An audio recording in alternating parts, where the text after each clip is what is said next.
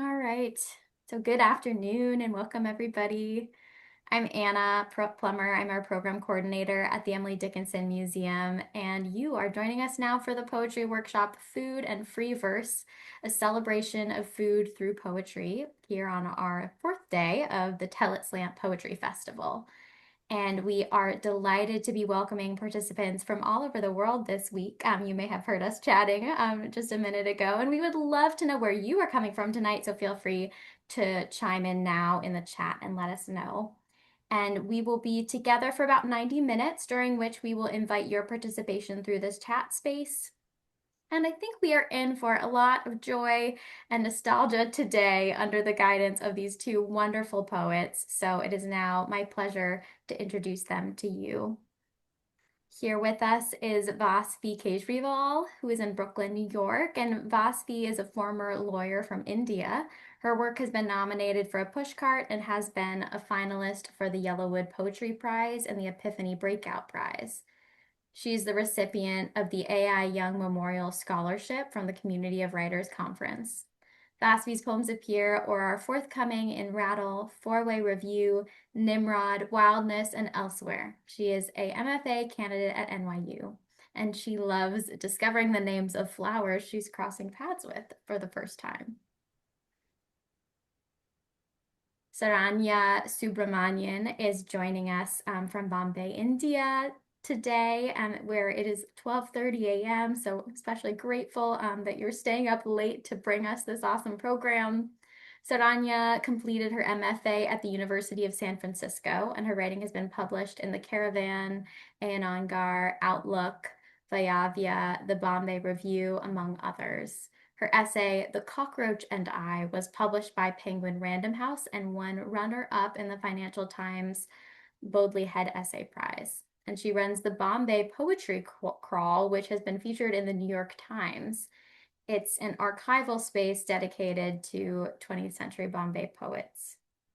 So, poets, thank you both for being here tonight. And now over to you to tell us what's in store for this evening. It's so wonderful to be here with all of you and with Saranya. I would like to start with just some brief introductions if everyone's already put in all the wonderful places that they're tuning in from. And I was wondering if everyone can also now drop their favorite dish or their favorite meal in the comments. Like it'd be nice to sort of get to know all of you through the food that you like or the food that's memorable to you.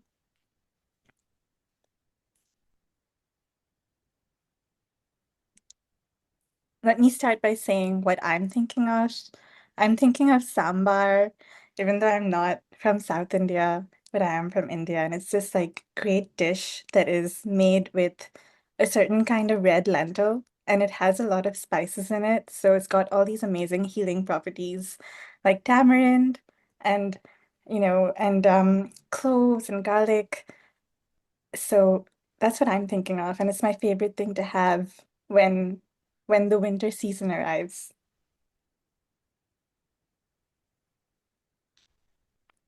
I was thinking of chocolate, but now everyone's like sent such amazing. Oh, pistachio ice cream sounds so good. Cornbread, Thai green curry again, very good. Oh, I love that. My father's spaghetti. I love that. I love that you're already thinking of a person. We have poems in here already. Yeah. There's some great vocabulary there. The peppery Merlot. The prompt, someone's asking what was the prompt. We're just doing an introduction where everyone is dropping in their favorite dish in comments. And we're encouraging dishes from different cultures, from wherever you're sort of tuning in from.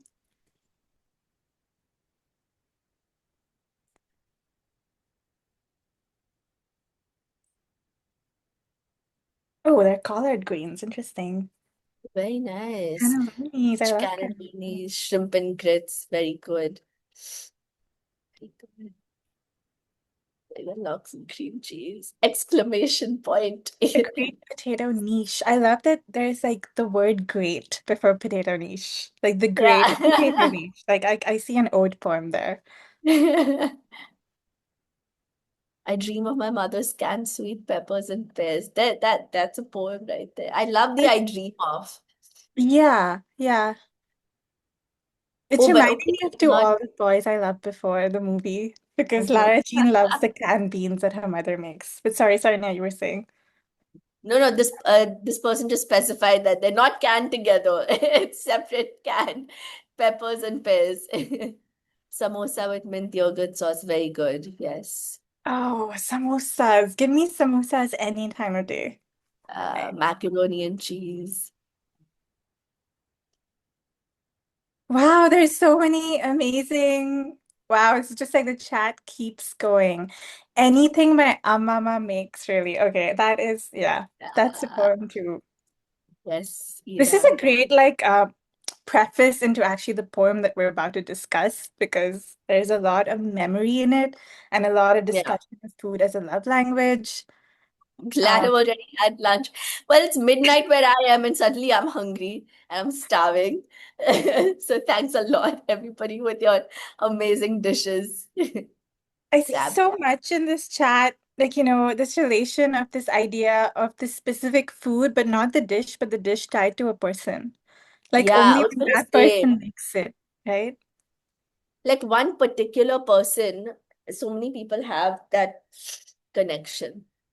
Yeah, it's not just any fried green tomatoes, but it's a very Yeah, specific fried green tomato. yeah,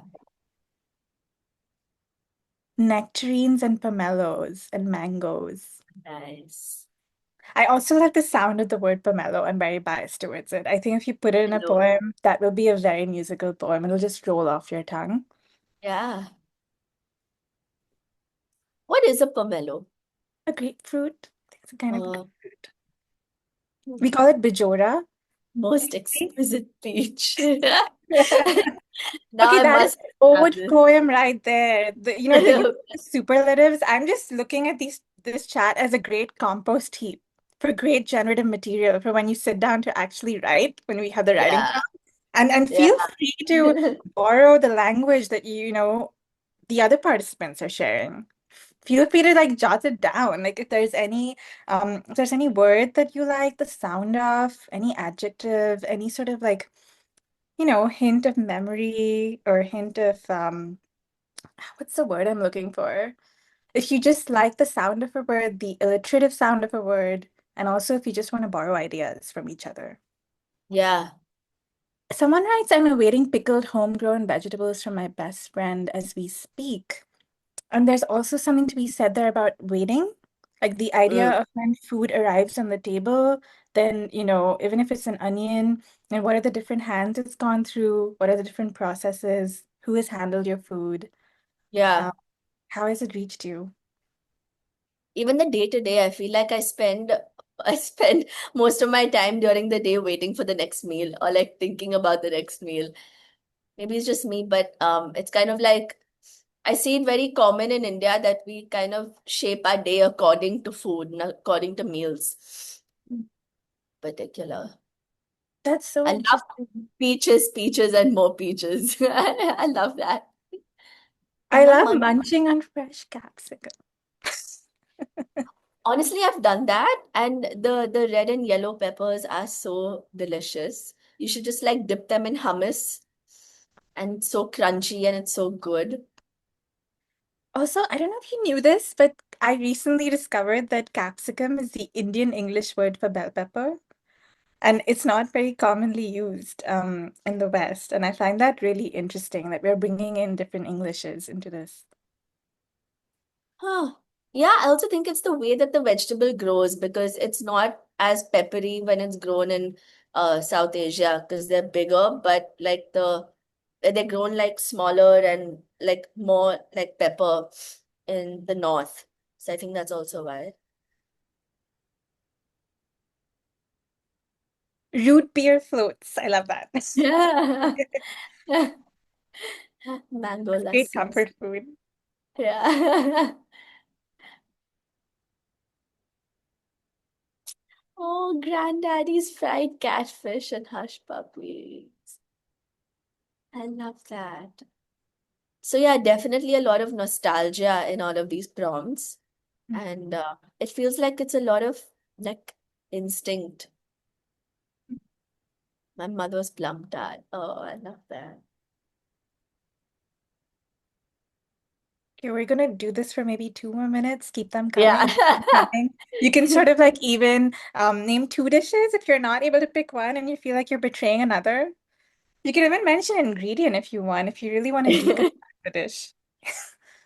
I feel like at this point, whoever's not sending in a prompt is probably like ordering some food online or just like making it fresh wild blueberry pie with vanilla ice cream. Oh, this is not fair now. Now I'm starting to get hungry. Okay, you guys do poems. I'm gonna go eat some food. Gochujang pasta is so good. Yeah. Oh, I have never tried that. On my list. Okay, the smell of garlic about that, it's like there's something about amazing about the taste of garlic, but also when I smell it in my hands the whole day after cooking, it's just a constant reminder of something that you have done as well.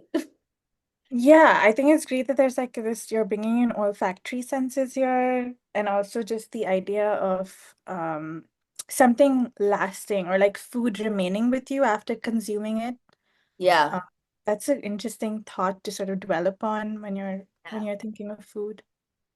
Okay, clam chowder by the sea on a cool day. Suddenly we are set in a place and a time. And it's all that that's such a theatrical response because we're like located in context. And suddenly you can feel the breeze, you can look at the sea, you feel the cool day. Yeah.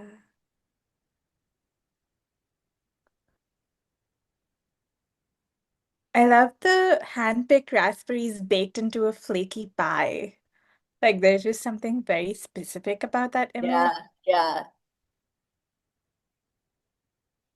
Oh, Anna says Dickinson's fresh gingerbread with icing and garnished with a flower.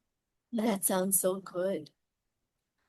I think we have someone whose hand is raised. Their name is Liz Nakazawa. I was wondering if Liz, you would like to place your question or your comment, in the chat, and we could respond to it if you're there. Smell of tomato vines. I've never picked tomatoes, but I have picked apples, and there was some like there was this like amazing joy in like getting the fruit and the vegetable out of the tree and then having it later. It just makes you feel more connected to what you're eating.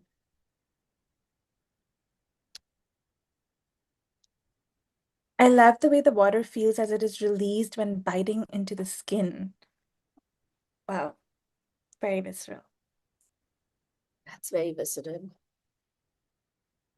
Oh, Liz has accidentally raised a hand. That's fine. Thanks, Liz, for letting us know.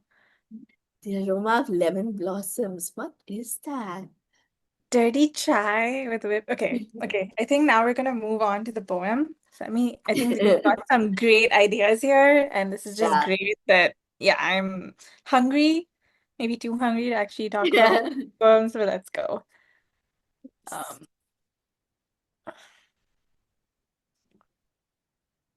so, okay.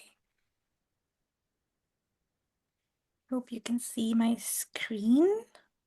Yes. So I think we're going to first talk about food as memory and as a love language, and we're going to synesthesia is, the interaction of various kind of sensorial images. We're looking at visual Yeah. images, olfactory images, gustatory images. Gustatory, as in related to the taste, is obviously the most obvious, but it's interesting when we bring in other kind of images, such as the smell, the olfactory image, and also the auditory image of food, right? Like when you're snapping open or breaking a piece of bread, then what is Yeah. that crackle? So what is the Yeah. sound the food is making when it's on your plate or when it's in your mouth or while it's being prepared? So there's so much to think about. And we're going to try and look into that or excavate more of that with this poem.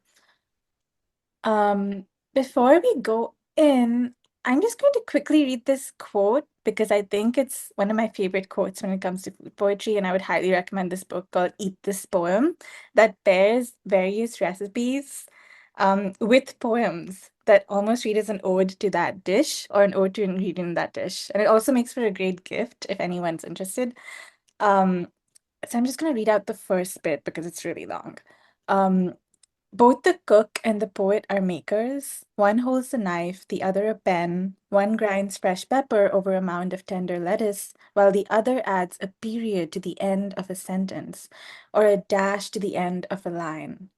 With available ingredients, vegetables, and herbs, rhymes, and words, layers of flavor and meaning are infused in the pan and composed on the page. So just like this sense of mindfulness to the act of poem making and food making.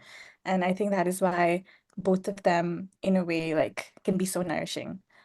Um, okay, we'll start with Arundhati Subramanian's poem. Saranya is going to take over. Saranya, Yes, over. thank you. Thank you. So Arundhati Subramaniam is a contemporary Indian poet. She describes herself as a poet and a writer on the sacred. And what's really interesting is that you see her passions in different art forms really come together in her writing. So she's also been writing on the performing arts, on classical dance and music, and she's also been an anthologist, curator, and you see all of these different like musicalities come into her poems. And we'll be reading one of them. Can you go to the next slide, Vasvi? So this is called Rutting. And I really wanted to, when I was thinking of food as memory and synesthesia, when Vasvi brought this up, I was really thinking of how expansively we can think about hunger, and how we can think about the sensual experience, the sensorial experience of want, of hunger. And this is a way of reading hunger in that it's more rooted in desire and want and the body. But the way that it's written just really feels like you're biting into memory, or like you're consuming nostalgia in a way that feels like you're eating food. So I'm going to read it first, and then we'll talk about the poem. Rutting. And I want you guys, if you can, any words that stand out to you, if you can type that into the chat from this poem, any like sharp images. Yeah. Rutting. There was nothing simple about it even then.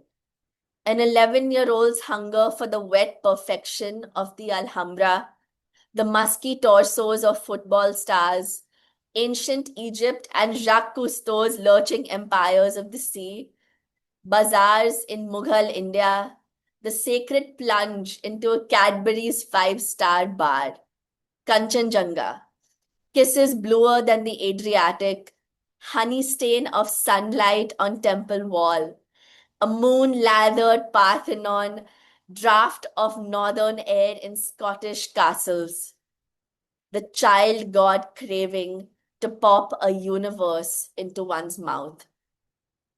It is back again, the lust that is deepest I have known, celebrated by paperback romances in station bookstalls, by poets in dungeons of Toledo, by bards crooning foreverness and gut thump on FM radio in Bombay traffic jams. An undoing, an unmaking, raw, raw, a monsoonal ferocity of need. So there's a lot in this poem that really stood out to me. And at first, we can talk about the fact that it starts with memory. It starts with there was nothing simple, right? So it immediately takes us to the past tense. There was nothing simple about it even then. And then we go back to being an 11-year-old. This nostalgia is connected to the olfactory system that she talks about. Her nostalgia is a vivid one. It's a reflex of the muscle. It opposes remembering as a second-hand act. It says that remembering is not to relive something, but it's to exist in the present. So if you see that the complexity of hunger and desire is explored through what we go through in like the very first experiences of feeling like we've conquered something or feeling like we have consumed something. And just look at all of the, just like, to list every single object that she brings about in the sort of list poem of the first half. So, an 11-year-old's hunger for the wet perfection of the Alhambra, I find very amusing because the Alhambra is a palace and fortress in Granada, Spain, that was first started to build in the 12th century, and today it stands as a World Heritage Site. But interestingly, it was actually worked upon by multiple rulers and multiple kingdoms that added their own architectural styles to it. So, it has a little bit of everything. It's also made in red clay. So when you think of the wet perfection of the Alhambra, you think of that very specific color of red earth that's used to build it. And then from like this grand architectural image, she goes to the most erotic one, the musky torsos of football stars. A kind of desire and want that so many people can relate to. And then again, she goes back to something even more ancient, ancient Egypt and Jacques Cousteau's lurching empires of the sea. These were civilizations and sort of travelers who are known for discuss like visiting different parts of the world through travel, through trade, through merchant trade, and it was all done through the sea. Bazaars in Mughal India, which are still standing today in Delhi, and they're known for having the most eclectic kind of markets where you can buy food and cloth and textile. The sacred plunge into a Cadbury's five-star bar, and that is again taking us back into the present because this is a candy bar, a chocolate bar. Kanchenjunga, a mountain, this like huge the third largest mount, the third tallest mountain in the world, and suddenly it's something that you feel like is a peak that you feel like you have to achieve. Kisses bluer than the Adriatic, and then something again that's so rooted in the softness of sight. Honey stain of sunlight on temple wall. And I love this in particular. I noticed some of you have also mentioned it in the chat. But I think what stays with us with this is that it has that aspect of taste to it. It's a color, it's a very specific golden yellow, but we see it through the taste of honey. A moon-lathered Parthenon. Again, going back to something very ancient, which is the Parthenon was built in the 5th century BC. It's a temple for goddess Athena. Draft of northern air in Scottish castle. So again, it's taking us to that very specific breeze that you can. I've never been to a Scottish castle, but I feel like I can suddenly feel that very specific northern air that she's talking about. The child God craving to pop a universe into one's mouth. This takes from Hindu mythology, where the child God Krishna, he opened his mouth and the whole universe was inside it. And then there's a volta in the poem. If you notice until now, the entire form of the poem is in couplets. And then something shifts. After she says, also the first sentence is about 12 lines. There was nothing simple about it all the way to Scottish Castle. So it's this like almost um, stream of consciousness, that talks about desire from the present to something so ancient, to something you feel like you must conquer, to something you feel like you must climb, to the taste of chocolate, to mythology, to religion, to desire, to eroticism, to all of that. And then the volta, the turn happens. It's back again, almost as if it never left, almost as if we have lived so many lives. Um, it is, and then the I comes in. It's back again, the lust that is deepest I have known. And the I is located in the tragedy of modern world, the present life, the present day age, where it's paperback romances in station bookstalls, poets in the dungeons of Toledo, bards crooning foreverness, and gut thump on FM radio in Bombay traffic jams. Nothing really that glorious or beautiful or amazing about this. But yeah, and then it's that undoing, unmaking, a monsoonal ferocity of need. So what I really love about this poem is that it's about the experience of food is also the experience of want. And if you notice, some words that I repeated here is hunger, want, craving, need, lust. And it's really that association with food, with consumption, that I feel like Rutting really brings out. I don't want to take too much time, but this is one of my favorite poems. Thank you for reading it with me, everybody.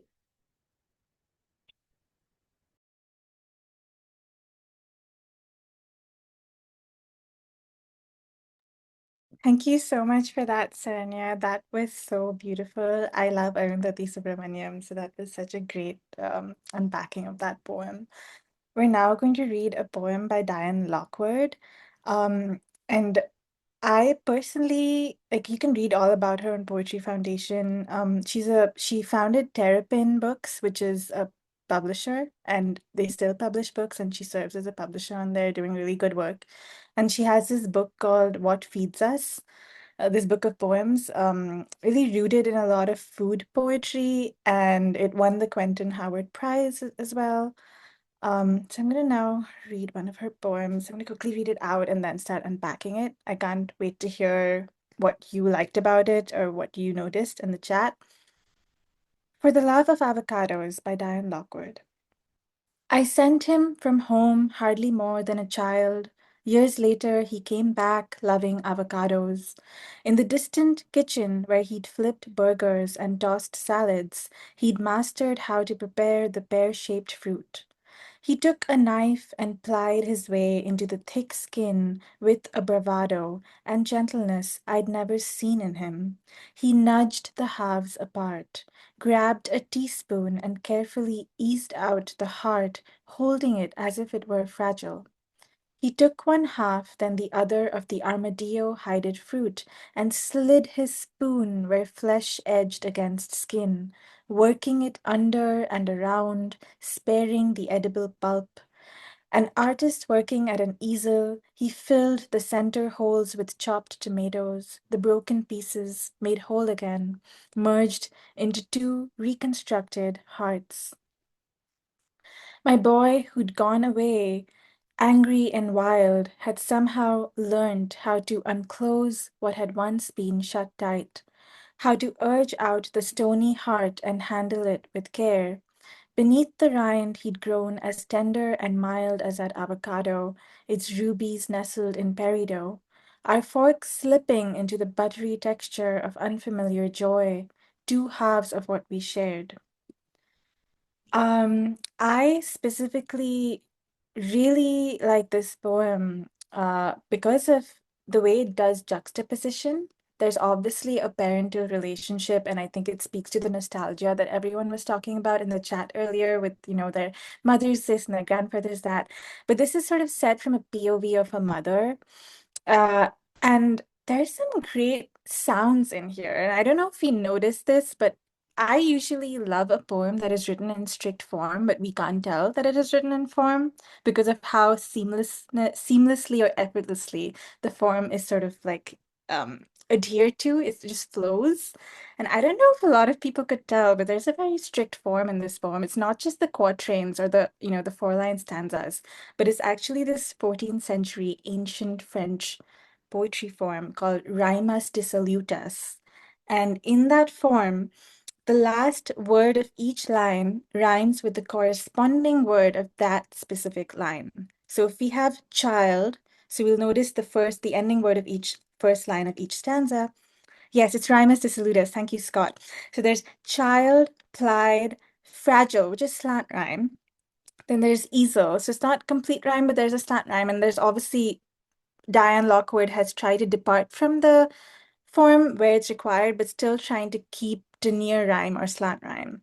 So there's child, plied, fragile, easel, wild, mild. Then avocados, bravado, armadillo, tomatoes, unclosed, peridot. Burgers, nudged, edged, merged, urge, texture. Prepare, carefully, sparing, rare, care, shared. And I think it's just, it sort of adds to that. And of course, someone is saying it's rubies nestled in peridot. This gave me an image of the pomegranate. And it also gave me the image of a heart. Because if you sort of like are sculpting out all that green and bringing in, it could have been chopped onions, it could have been anything, but it's chopped tomatoes. And there's definitely so much red that comes in. And then there's that idea of reconstructing it. So reconstructing two wholes again, and this mother trying to hold on to this specific bond, right? There's obviously a sense of grief over what was, because there's that context that has been set up. I sent him from home hardly more than a child. So we know there's been a distancing between the speaker and her son right in the first line. And I think there's so much to be said about economy of language in a poem when you can say so much just in the first line and you just have us, you set it up for us. And then when we go into the poem, we have all that context and we can go into it more easily. And also the idea of an avocado being compared to an armadillo-hided fruit, like that is the strangest way I've heard of an avocado being described. And also because an armadillo, I believe, has this exoskeleton or a strong outer covering. And then just the idea of being able to open that outer covering and have so much softness inside it. So she brings in an animal there, right? An animal, a creature to describe this avocado. And of course, like we have the pear-shaped fruit, we have the artist with the easel, we have all those, wonderful images coming in. Um, and also the idea of opening and closing, there's a sense of tenderness with the violence of this breaking and reconstruction, and also the thick skin and the bravado. And there's also a sense of questioning what masculinity means, what it means to bring up a son, and what it means to see him change and grow gentle. And it's possible to observe that just by seeing how someone is preparing an avocado, right? Is there a link to the poems? I will share a link with the poems. I will share a link to this poem in the chat right after I discuss it. Thank you for asking. The poet's choice to use unclosed instead of open. Yeah, and I think unclosed just has so much of more musicality to it, doesn't it? And unclosed also then rhymes with tomatoes and avocados, which follows the form. There's so much of like the sound like rolls off your tongue and adds that softness to it. And that is what I think a good poem does in terms of showing and not telling. It's using language to show or create something without telling us that this is happening. Um, and in a way, I think that the way For the Love of Avocados, the title is also doing a lot of work. It almost reads like an ode to the avocado, but the ode is sort of situated within the speaker's relationship to their child. And I think so, this is following when we get to our prompt. It's just a good thing to think about. You could zone in on one ordinary moment of slicing open a fruit and make it last for 6 stanzas if you wanted. Like you really don't need some crazy material to write a poem. It could just be one moment that you take and slow down and unpack it, and then go deeper into what that moment is trying to say and what it's not trying to say. So it's just a great prompt to think about that we don't need some, our lives can be boring and we could still have material for poems. That's what I'm trying to say. We don't need to have lived extraordinarily to sometimes write. And there's obviously so much history in this fruit, this history of this bond that is coming through. Do we have a handout? We can definitely share a link to the poem. So you will have a link to reference the poem. I think that's my time. So I'm going to now hand it over to Saranya.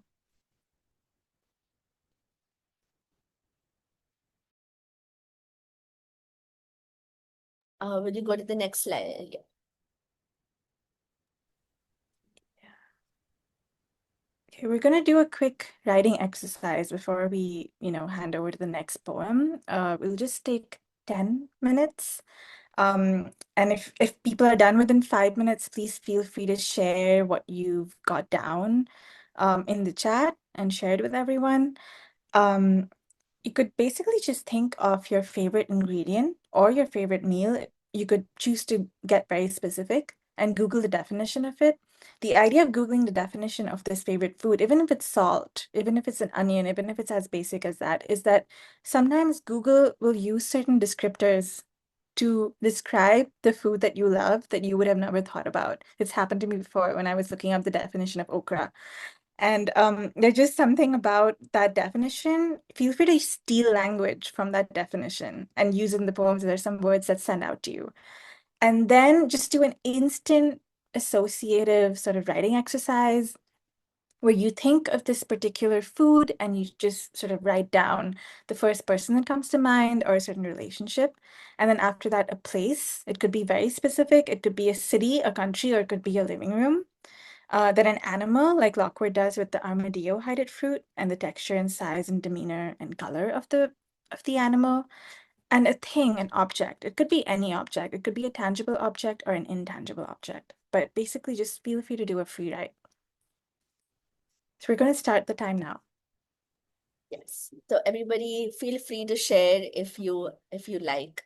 You can write in the chat.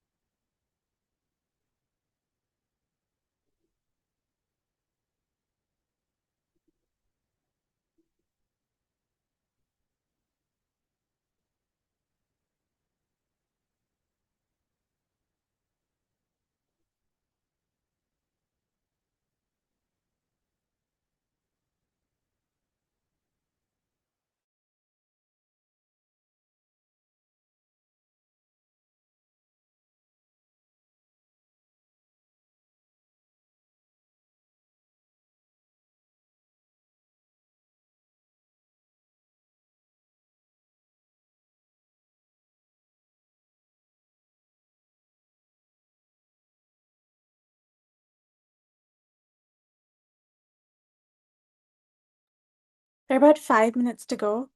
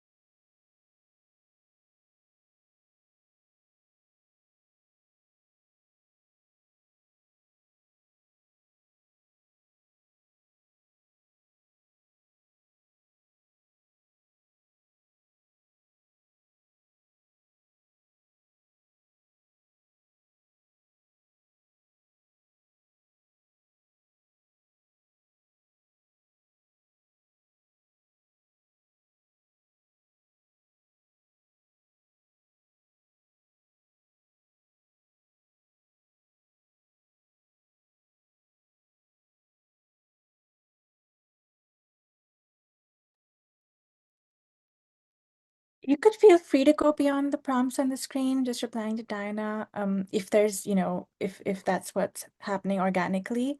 But these words and associations are just there to sort of lay down certain bones of a larger piece right now.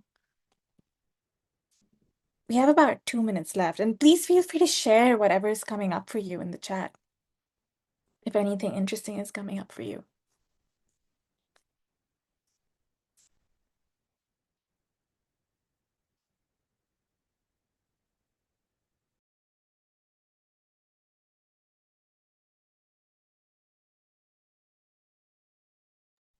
I think we have a whole poem also that's come in.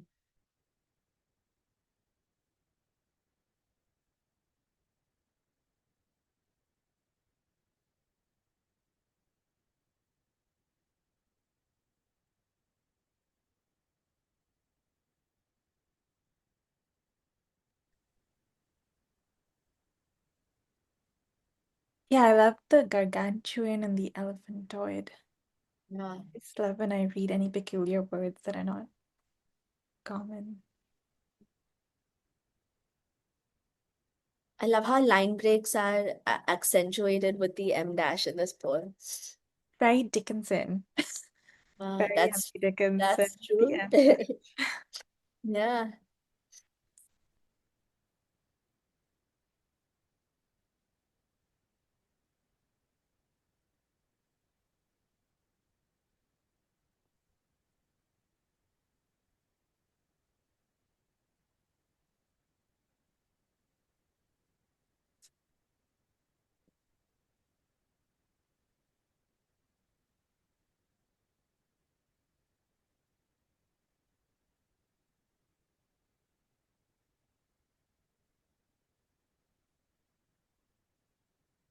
Oh, that's some great like history behind the pomegranate. I love that Google definition.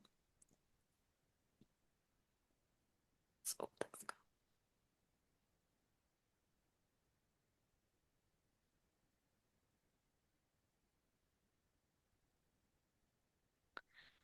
Yeah, and also the jargon of the use of subacid and other than tart.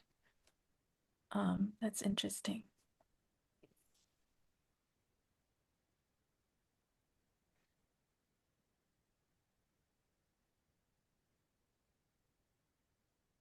We have someone commenting on Freya's poem. They like the word mysterious morals. This is great. Like this whole chat is supposed to do that.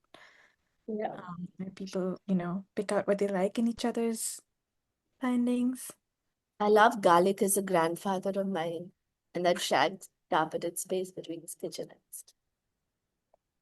I love that. Yes, a jewel. To end with that sentence, especially one that starts with the word yes, is so emphatic. Mm.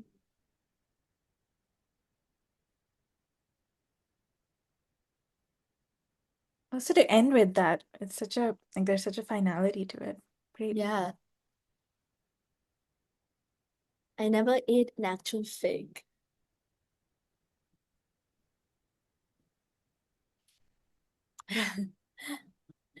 The innards of a squished beetle is such a it's such a specific squishiness that seems absolutely unappetizing, and yet it's something that we put in our mouth, and something that I feel I can taste just by the sound of the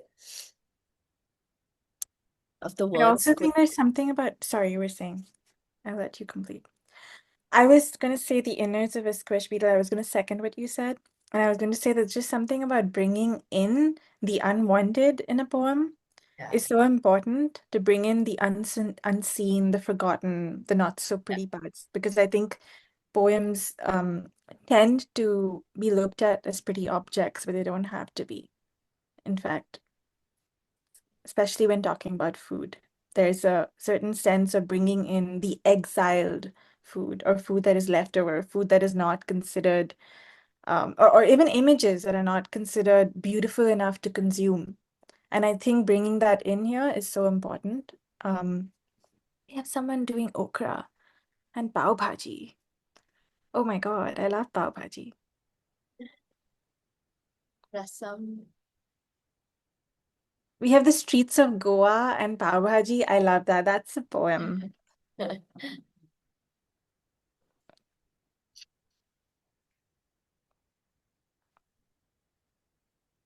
Okay, this is great. Just keep them coming. We'll slowly start making our way into the next poem. But feel free to keep them coming and because we're not able to read all your comments, but I'm sure they're also wonderful. We just gonna move on to food as a means of survival and safety, and I'm gonna hand it over to you, Saranya. Yeah. Food as a means of survival and safety. I feel like when Vasvi brought this up, I mean, I thought that was such a brilliant way of reading into um, a time and a place, and also political movements and social movements that happened. And one of the poets that I feel has captured this so perfectly is Narayan Surve. He was a Marathi poet and social activist born in Mumbai, and he was actually orphaned at a very young age. And it was a couple who worked in a textile mill that adopted him at the age of like when he was almost 10. He worked in textile mills. He was part of this huge 18-month long strike in 1982, and he was kind of leading the laborers and the unions to fight for better wages and just better, just like basic human rights is what he was fighting for. So Narayan Surve was a poet of the people. It's how we can talk about him. And he was very much rooted in the city. Can you go to the next slide, Vasvi? So this is a poem by him called Char Shabd. And what I love about this poem is I'm going to read the Marathi first, and I want you to pay attention to how musical it sounds.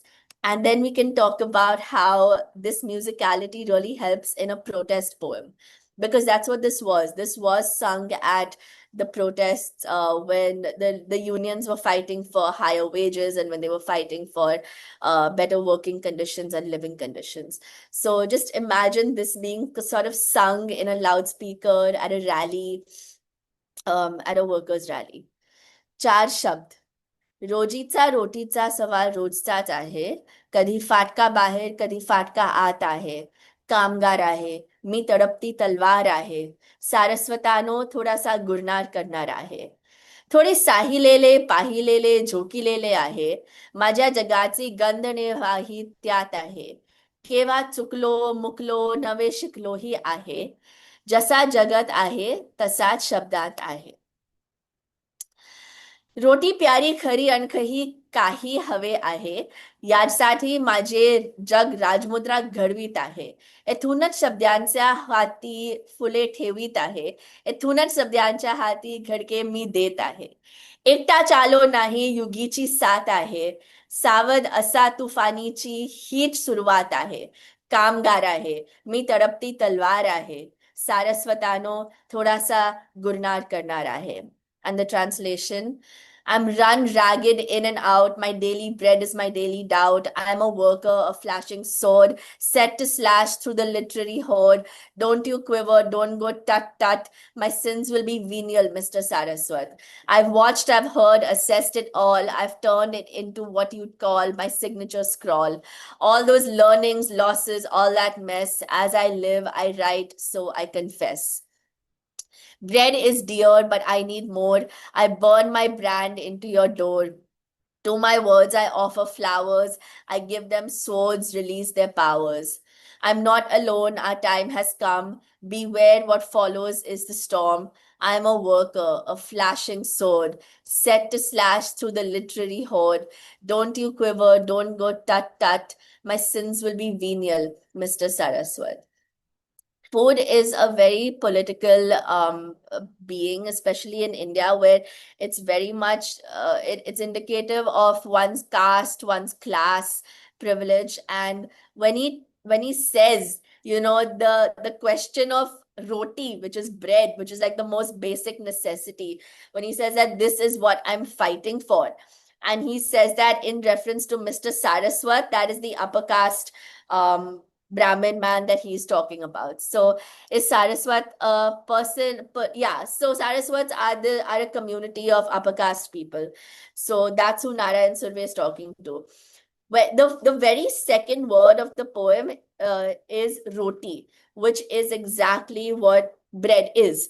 So I love how Narayan Surve takes something that is so everyday, so routine, so basic. It's a basic human necessity just to have bread every day, and he turns that into a fight for workers rights, for better wages. And at the end he basically says that bread is so important, but I'm not here alone. He says that I've come, the epoch has come with me, the workers are with me. I'm not fighting for this alone. And essentially what he turns it into is a fight for caste equality, a fight for better wages, a fight for just daily bread. When he says in the Marathi, when he says thoda sa gurnar karna rahe, what he's saying is I'm about to commit a small crime, and that's not been translated. But what that crime is, that Narayan Surve is saying that he's going to commit, is basically just asking for his daily bread, asking for his daily roti. And I love how culturally, internationally, bread is such a symbol of basic life. You break bread. Biblically, bread is a symbol of the most fundamental part of life. In India, roti is the most fundamental part of food. So I really feel like in that sense, this poem, although it's written in a very specific Bombay Marathi, it lends itself all over the world, in my opinion. Um, But yeah, so that is essentially four words, and I love that the title itself is four words, because all that Narayan Surve is saying is, he's not saying the title of the poem is like, I'm fighting for this and I'm fighting for people. It's just listen to what I have to say. Just the having the privilege of being heard and having the privilege of speaking up, um, and doing that. And who he's talking to is also the workers that are with him. So yeah, this is Charshab. Thank you for reading with me.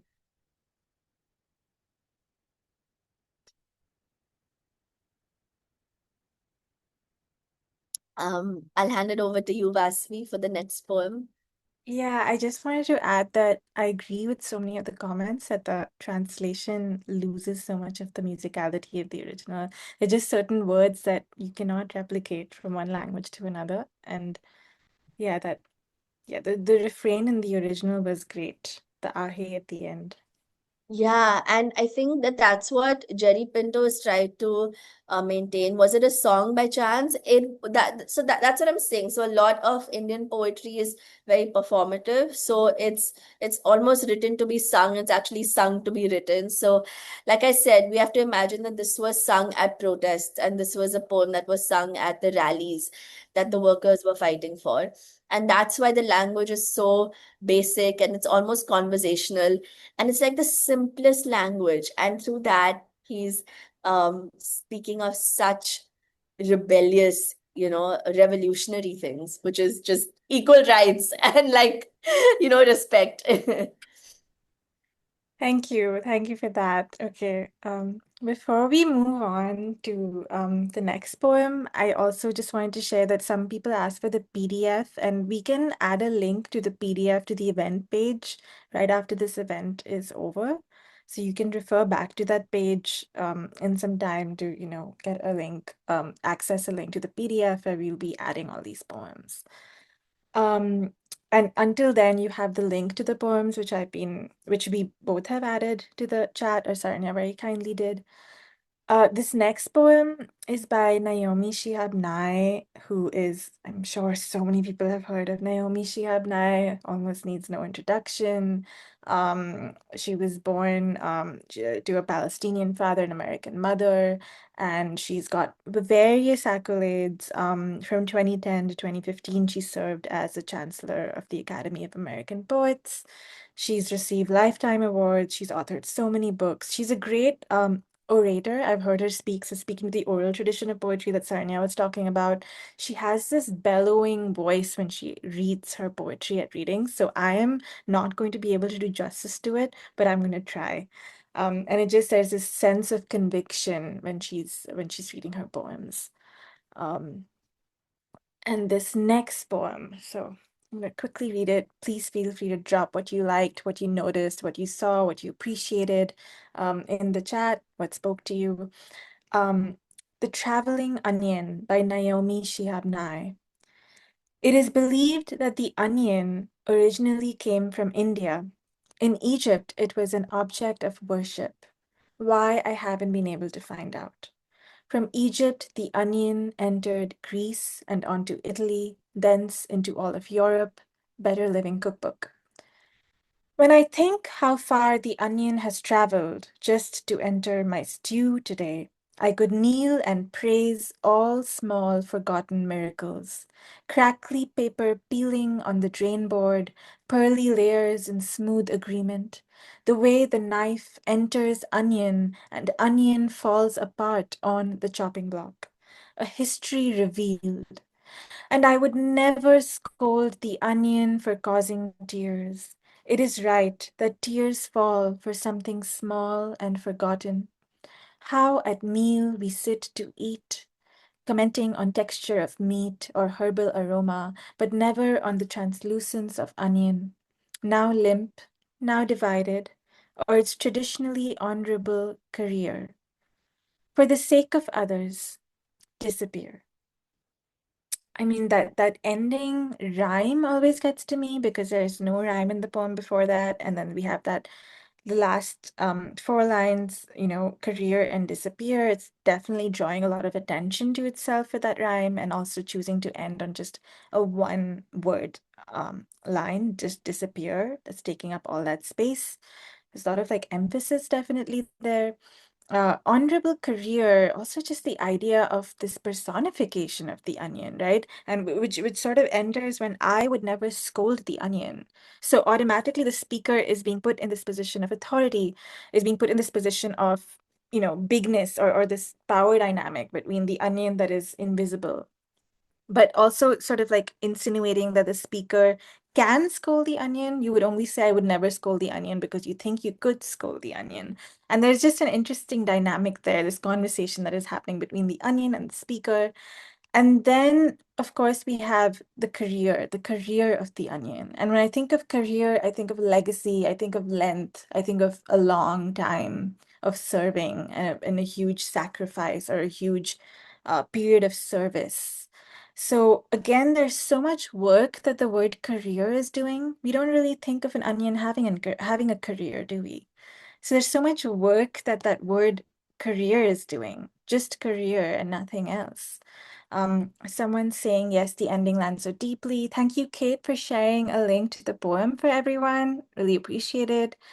Um, Someone saying the onion causing tears, not its fault. Again, yeah, the idea of the onion causing tears is so interesting because we usually think of a human doing that. When we think of the onion doing that, there's a sense of personification.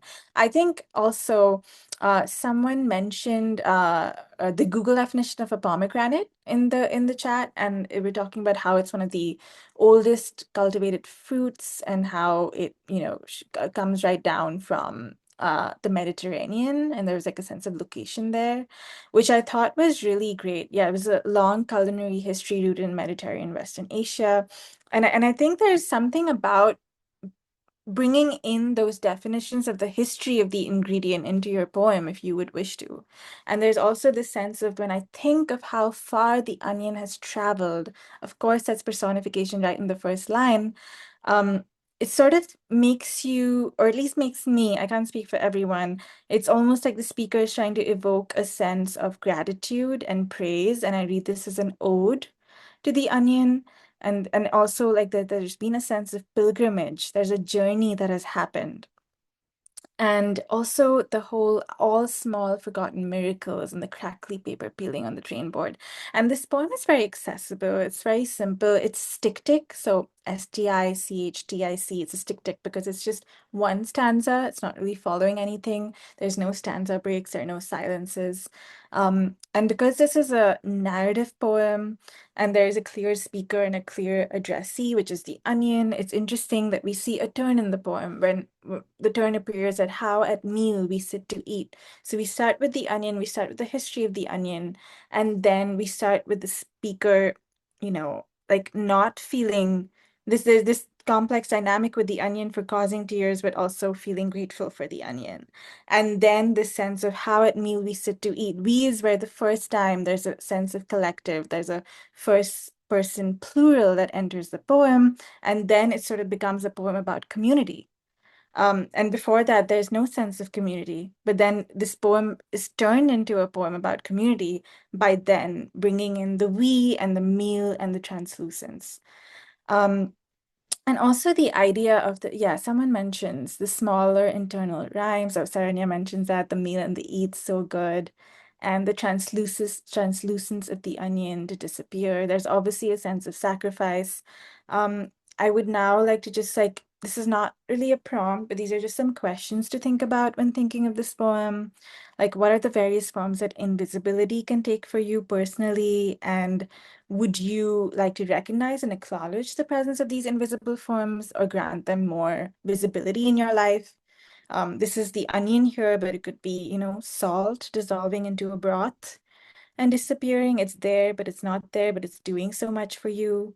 It's, changing the flavor of your entire meal. It could be a person in your life. It could be a love language that is usually unseen. It could be the person who delivers the newspaper to you every morning. It could be anyone or anything really, but just something to think about and maybe the way Naomi Shihab personifies the onion and grants it agency and authority and bestows upon it these human qualities and grants it this sense of importance, then maybe you would like to do the same with things that you think are not taken for or taken for granted. I'm going to now pass on to Saranya, who's going to discuss one of the latest segments, the last segment, the final segment of today's workshop before we start writing. So exciting that we reached here and we've, done this together with all of you. Passing this on to Saranya. Can you move to the next slide? I have to, it's like I have to invoke my favorite poet every time we do anything, especially Vasvi and I. So this is Arun Kolatkar. He was a poet born in 1931. He wrote prolifically. He was in Bombay, and he was known for writing in for the first time what I call an Indian English that was contemporary, that was written for everyday life, and that felt like it was a vocabulary that was our own. And this in a post-colonial era is a pretty big thing to do. In fact, the beat poets Allen Ginsberg and Peter Orlovsky, when they came to India, Arun Kolatkar took them around, and there were these correspondences between them. And so there's a huge history between Kolatkar, especially, and the rest of the world. But we'll get into that later. Can you go to the next page? We'll be reading Breakfast Time at Kala Ghoda. So Kala Ghoda is this district, this neighborhood in Bombay. It's known for being the art district, the art neighborhood. It's a very like elite and international neighborhood because it was built by the Jewish community of 19th century Bombay, as well as the Zoroastrians, as well as the British. So they really funded the whole neighborhood. And that's why today it stands as this like really cosmopolitan international place. But what Kolatkar takes us to is how rooted it is in its small worlds. So this is from Breakfast Time at Kala Ghoda. And just notice how we travel so much in the poem. So it doesn't start in Kala Ghoda, and these are just different sections from it. 5. In Bandagere in Andhra Pradesh, or maybe somewhere else in India, 13 high caste Hindus are forcing 4 Dalits to eat human excreta, which is to say, shit, right now, for letting their cattle graze in the jawar fields of an upper caste landlord, say, if not for some other reason. 6. Near a home in Bombay itself, the miserable bunch of drunks, delinquents, small-time crooks and the usual suspects have already been served their morning kanji in Baikala jail. They've been herded together now and subjected to an hour of force-fed education. One unfortunate wench has been made to stand book in hand in front of a captive audience, interested more in horseplay, fisticuffs, and insider trading, in cigarettes and charas pills, than listening to a one-page biography of Jawaharlal Nehru in a tattered high school textbook.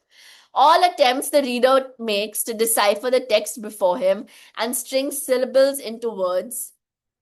Can you go to the next slide? Ja, ja, ja, wa, ja, wa, halal gets lost among the more fluent ma chudaos, which is a curse word, and other obscenities until the class is not so much as dismissed, it collapses as soon as the morning inspection is over. 7. And this is really when we are located back to Kala Ghoda, and I want you to pay attention to all of the words that are capitalized. Those are all restaurants in the same neighborhood. They're serving keema pav at Olympia, dal gosht at Baghdadi, puri bhaji at Kailash Parbat, aab gosht at Sarvi's, kebabs with sprigs of meat at Gulshan-e-Iran, Nali Nihari at Noor Mohammedi's, Bera Gotala at the Oriental, Paya soup at Benazir, Brad Maska at Military Cafe, Upma at Swagat, Shira at Anand Vihar, and fried eggs and bacon at Wayside Inn. For yes, it's breakfast time at Kala Ghoda as elsewhere in and around Bombay, up and down the whole hungry longitude. In fact, the 73rd, if I'm not mistaken. 14. The tight lid of the jumbo aluminum box opens with the collective sigh of 100 idlis waiting to exhale, followed by a rush to exit, a landslide of full moons slithering past each other to tumble in a jumble and pile up in a shallow basket, an orgy, a palpitating hill of naked idlis, slipping and sliding, clambering over each other and suffocating each other. And I want to stick to this page and talk about it a little more. So, this really talks about how food has such socio-political history. And if we have time, I'm just going to take you through all of it. So, keema pao is lamb and bread. And Olympia is a Shia Muslim cafe. Baghdadi is a 125-year-old Iraqi restaurant in the neighborhood. Kailash Parbat is a Sindhi restaurant. So these are all different communities and different religions. Um, Sarvi is 105 years old and it was actually a regular haunt for the poets. Gulshan-e-Iran is from a specific part of Iran, where Noon Mohammadi's is more Mughlai cuisine, more Indian Muslim cuisine. Um, the Oriental Cafe, sorry, Vasvi, can you go back? Sorry. Um, the next page. Yeah. Paya soup at Benazir, and then military cafes is Zoroastrian place, so is more welcoming to people of all religions and all castes and all genders. And um, Upmat Swagat, which is South Indian, Anand Vihar, which is from Maharashtra, and Wayside Inn, which is actually it was back then the continental place, and actually it's where Kolatkar took Allen Ginsberg and Peter Orlovsky when they visited. And then he locates us back from traveling all over the world. We come to the 73rd longitude. And what I love about this poem is that it talks about the internationalism of a city like Bombay, how it's so cosmopolitan because it takes from food all over the world. There's so much to be said about cities that are built on migrants, on immigrant workers, and food is such an important culture and a part of that. Um, I can only speak for India, for Bombay in particular, but with a lot of anti-immigrant rhetoric, it's almost like all of the food that we consume and everything that we have comes from all over the world. You know, food travels and it carries history and carries so much with it that this poem, I think, is the perfect example of that. And then at the end, he comes to just this one very visceral image of, I don't know if you've ever seen a box of idlis, but just imagine like rice cakes and it's really hot and you just open a tight aluminum lid and the collective sigh of 100 idlis comes out and it's that almost exhale of all of these um this like really hot food, and then he makes that a world of its own. So that's what I really love about this poem. And yeah, just I'm just gonna read some of your comments. um Yeah, definitely a lot of Franco Hara, definitely a lot of the beats. And yeah, I just really hope that so this poem in particular, I feel like talks about food as a means to exploring the social politics of the world. And it's like social cultural commentary. Thank you. Thank you, Saranya. I so resonate with the collective sigh of idlis. Idlis are one of my favorite things to eat. So, and there's this great article that Saranya has on LitHub that talks about the parallels between the beats and also the Bombay poets. Like I'll share it with everyone, or we can share it at the end. Let me now move ahead. So the next poem is by Natalie Diaz.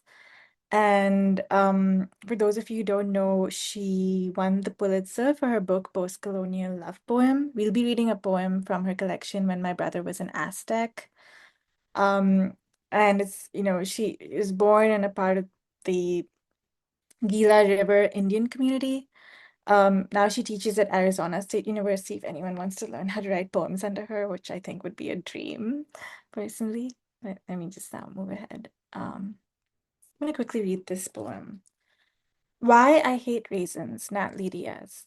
And is it only the mouth and belly which are injured by hunger and thirst? Mencius. Love is a pound of sticky raisins packed tight in black and white government boxes the day we had no groceries. I told my mom I was hungry. She gave me the whole bright box, USDA stamped like a fist on the side. I ate them all in 10 minutes, ate too many, too fast. It wasn't long before those old grapes set like black clay at the bottom of my belly, making it ache and swell. I complained. I hate raisins. I just wanted a sandwich like other kids. Well, that's all we've got, my mom sighed. And what other kids? Everyone but me, I told her. She said, You mean the white kids? You want to be a white kid? Well, too bad, 'cause you're my kid. I cried. At least the white kids get a sandwich. At least the white kids don't get the shits. That's when she slapped me, left me holding my stomach. Let me holding my mouth and stomach, devoured by shame. I still hate raisins, but not for the crooked commodity lines we stood in to get them, winding around and in the tribal gymnasium, not for the awkward cardboard boxes we carried them home in, not for the shits or how they distended my belly. I hate raisins because now I know my mom was hungry that day too, and I ate all the raisins. Um, of course, is a narrative poem. There's so much to unpack here. Love is a pound of sticky raisins. We start with this metaphor, and the raisins is sort of a metaphor for the love or this traumatic, complicated love relationship between parent and child. Again, we start with like a food, and then we really don't know that this poem is not really about the raisins, but this poem is about this relationship between the mother and the daughter. And that sort of becomes clear as we move on. So just like an idea for when you're trying to generate some material about how a food can sometimes be a window into a relationship. And when we talk about socio-political commentary, well, in 2018, about 276 Native American tribes got their food through government food distribution programs, and raisins was a very big part of it. So of course, raisins would mean a different thing to you and me or to someone else than what it would mean to Natalie Diaz.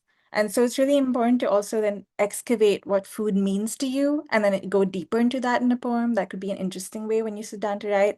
And Natalie Diaz actually called this poem an ode to government food at the 2014 Dodge Poetry Festival, which was interesting. And it's also interesting how the raisins are described. We have the old grapes, the black clay, the little shits. So all like interesting language to describe raisins.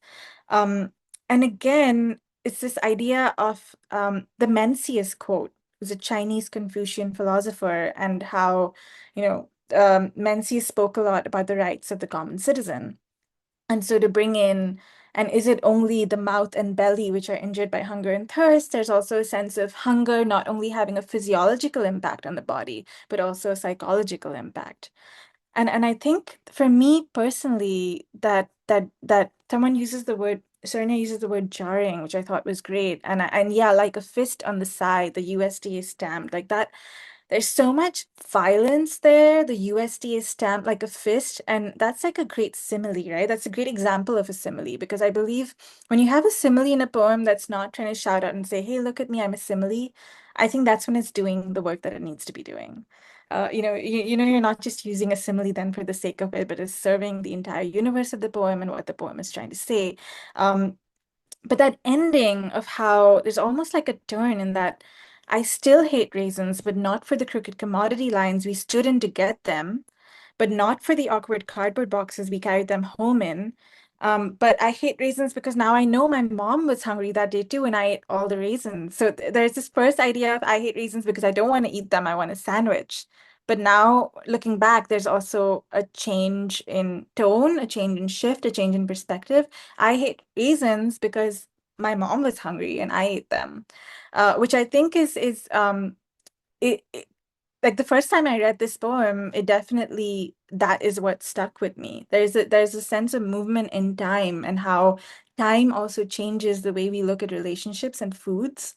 And This is an interesting prompt, or this poem leads to an interesting prompt in the sense that you could pick a food that you hate. You could pick a food that you are disgusted by. You could pick a food that really maybe like is seared into your memory, but not for good reasons. And try and unpack that and see why that's happened or why that's happening, and then maybe even look at that food through the perspective of another person. And this poem invites you to do that. And while just we're going to quickly wrap up and move on to our writing, no, to our maybe our bathroom break. I think that's next. We're going to do a little break or tea and coffee break. Time and growing up, exactly, adulting. But I think there's also this use of dialogue in this poem. So feel free to bring in dialogue in your poem, this dialogic structure. This I complained, I told her, she said. I think sometimes there's this idea that that can only happen in fiction or in piece of prose, but I think you could also do that in the space of a poem. And this poem is sort of a great example that you could bring in dialogue and speech acts into your poem and use it to, maybe do a throwback in time or a flashback.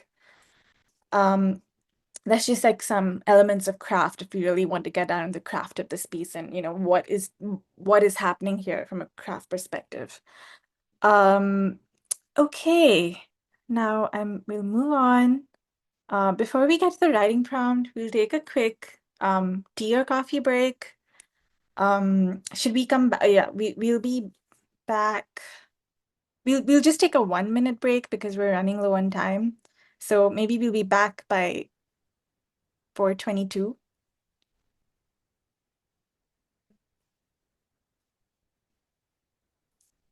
And I will just leave the prompt here in case people want to start thinking about it and start writing. That sounds great. Yeah, this will be ending at 4:30. I'm just seeing a couple questions in the chat, and feel free to, yeah, start thinking about the writing prompt. Yeah, feel free. If And you don't want to take a break, you could also just feel free to start thinking about a writing prompt. We're I'm just also conscious going to that be sharing in the chat some music that you're welcome to play. okay. And before that, I'm just going to quickly read out the prompt so you can start thinking about it and writing while you take your break. And then if you want, we can also do a quick sharing circle at the end. When we're back. Food, when we engage with it, is tied to memory and family and history and tradition. Think of food as a photo album. Each food item holds the history of a family member. Food can mean comfort. Food can also mean discipline. Instead of using a food item as a starting point, we will now start with a human relationship. This could be a family member or a friend or anyone who means a lot to you. Now think back to the special relationship. What food comes to mind? Is there a memory? Is it blurry or clear? Write a poem about how this food reminds you of this person and why. You may wish to use Lockwood's idea of slowing down and focusing on one ordinary moment shared with that person, such as the slicing of an avocado, or you may wish to include a broader time frame in your poem, like Aaron Kolatkar, or you may wish to follow Diaz's approach in Why I Hate Raisins and unravel how a fraught relationship with the food is entangled with a fraught relational bond. Just something to think about. Yeah. We Um, can maybe take 5 minutes to write right now, and then we'll have a couple of minutes before we end. yeah. Okay. If you struggle to write a poem right now, you can just write down your thoughts, write down a list, write down words, write down memories. And if you are willing to share it in the chat, we would love to hear.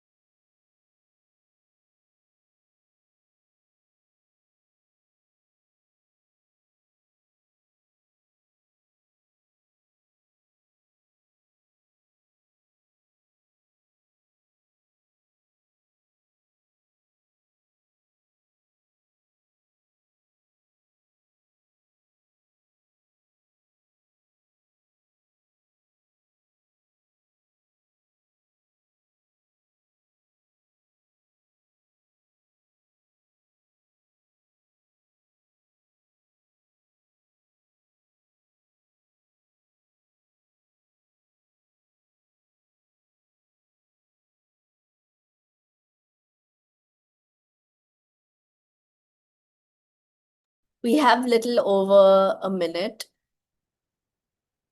People are sending really lovely writing responses in the chat. So if you would like to, this is really fun.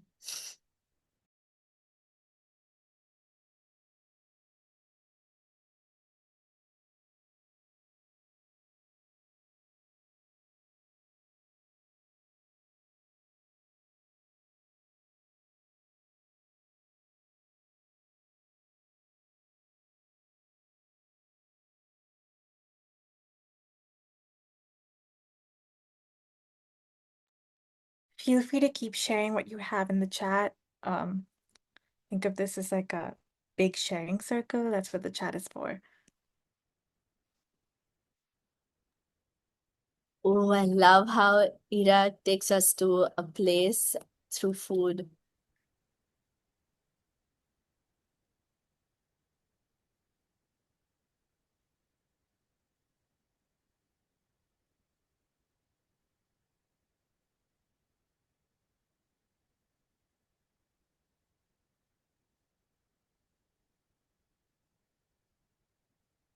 Yeah, I love the idea of sort of digging deeper into the source of a particular food and the journey of, going and getting it and choosing that angle when you're thinking of Yeah. food. Also, that very personal relationship to the people who give us the food that we eat.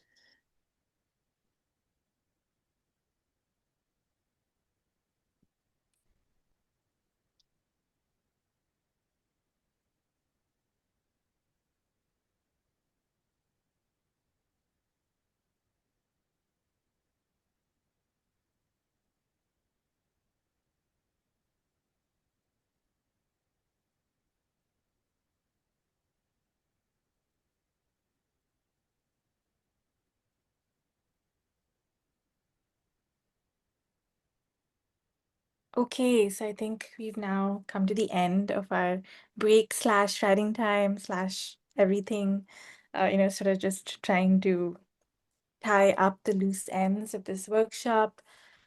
It was wonderful that we got to go through, I think, 6 poems in this time. That's like a lot of poems to Yeah. go through. And thank you for sort of being here with us to go through 6 poems and unpack all of that.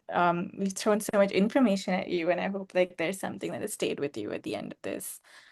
Um, Thank you, Scott. Thank you, Ira. And there's some wonderful comments in the chat and wonderful poems or almost like germinations of poems I see are going somewhere. And also the Oh, idea of memories and stains of purple. So good. I love angel hair TS because it reminds me of the pasta, but then to make it about something so sublime and so thin and breakable, barely there. My mother would make my sister her favorite dinner, pink sauce and angel hair. Nest tangled hair straw. I love tangled hair straw, snapped in fist, snapped in the kitchen on Valley Road, dad smoking out the window, the cigarettes that would kill him, us four. I won't breathe for so thin and breakable. Oh, that's an absolutely fragile poem, just as an angel hair pasta is. Wow, I want to sit and spend so much time. The cold slices of cantaloupe and the papa's front porch. Oh, so good. I can see people are logging off, so we don't want to take more time. But I hope you work on whatever you've written during this time and during this session and spend more time with it. And I'm so inspired by all of you that you've written this within the span of what, 5 minutes or 10 minutes. So thank you so much, everyone, for being here. Thank you, Anna, for helping us put Yes, this Thank you, thank together with the Anna. you. technical. Like a Thank huge shout you. out to you. I'm so sorry that we have to bring this time to an end. It's been really beautiful, and I agree. I hope this is just the start of lots more continued creativity as you tell your stories and remember your stories and listen to others. So thank you so much all for tuning in and participating, and a big thank you to Vasvi and Saranya for facilitating today. And I hope you'll be sure to look up both of these poets so you can enjoy more of their writing too. And I will just quickly remind those of you who are still hanging with us that the festival continues now through Sunday with 3 more days of poetry. on site and at home. And we hope you'll join us for some other events. Even this evening, we have our Phosphorescence Poetry Series, the Festival Edition. It will bring you Livia Menigan, Meg Day, and Rajiv Mohabir at 6 p.m. So come back and hear some more poetry. And then tomorrow we'll have the marathon and our open mic night beginning at 7 and much, much more throughout the weekend. So as you know, we love bringing these museums to you for free, these programs to you for free, and we couldn't do this without your support. So if you'd like to make a donation, you can do that at emilydickinsonmuseum.org, as you know. And thank you so much again. Enjoy writing. Bye.